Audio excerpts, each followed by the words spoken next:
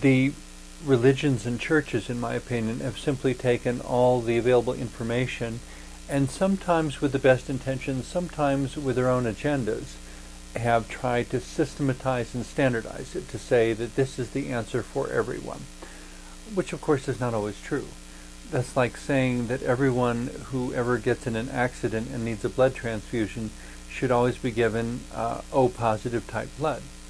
Well, that's not always true, because some people have different qualities in their bloods or different blood types that may have greater difficulty relating to that. If the what's called the Rh factor, it's to me it's basically just a point of description about the blood in everyone's body. There's what's called the Rh factor, and for a lot of people it's considered positive, and for a small percentage of people it's considered negative. And for blood types, science and medicine have named A, B, AB, and O as 4 types of blood. But of course there are all sorts of other variants that make the type of one's blood even more specific.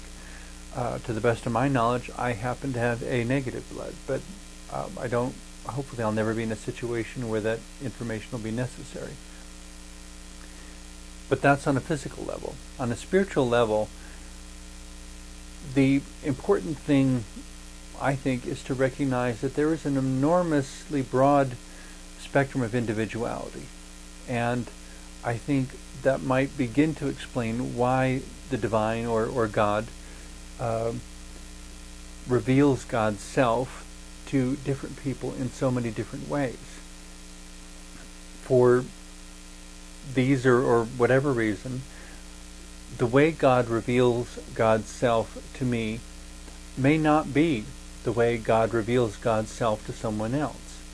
And if that person testifies to me that they have had an experience of God, that God told them, or God touched them, or they felt the love of God flowing through them, or God healed them, or whatever. It's not always the fantastic novel experiences like instantaneous healing of some crippling disease or something. Sometimes it's a moment where you feel totally lost, and something bigger, something more wonderful somehow changes the outcome. And in complete defiance of all probability and statistics, things go magically right instead of going terribly wrong. And, in the New Testament, it describes an experience where Paul, who at the time was described as a major adversary of Christianity, he thought he was rooting out people who were false teachers. And he's going down the road, as the story tells it, and this light from heaven knocks him off his horse, and he hears a voice speaking to him, identifying itself as being Jesus. Did he just have a case of sunstroke? I mean, if we had a modern-day doctor waiting by that roadside when this incident happened, would he have diagnosed it as sunstroke and know you're imagining things? Or would there have been some way to verify that it was the experience that was reported, that Jesus appeared to Paul along the road to Damascus and gave this message to him, and drove him through this experience that changed his whole life? The point of spirituality to me is not so much whether this one is true or that one is true, as that we look for ways that the spectrum of experiences can be embraced by a broad encompassing spirituality, because as human beings we don't have the ability to comprehend all that God is or could be. We don't have the perspective to see or to have been present to say for certain whether God did this or did not do that.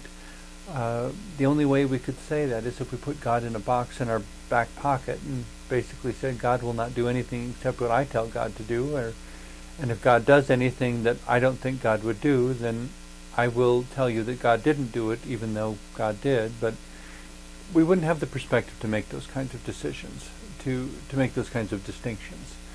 And so spirituality, in my understanding, is the human spirit reaching out to a divine spirit the limited reaching out to the unlimited, the describable reaching out to the undescribable.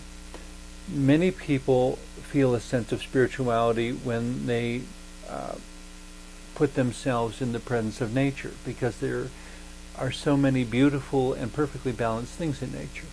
There are, ugly and difficult and painful things as well. Predatory cycles. If you were walking through the woods and happened upon a mountain lion eating a deer it had just killed, there's an awful lot of violence and destruction in that sort of scene. But it's totally natural, but it's totally violent. And in a lot of ways it wouldn't be safe, because if the mountain lion considered you someone who might want to steal the prey from the mountain lion, you may be attacked as well and become the next victim in that situation. But spirituality is I'm trying not to get lost on the digression of what you might encounter in nature, but spirituality is something that goes beyond nature, but is often, by many people, found within nature.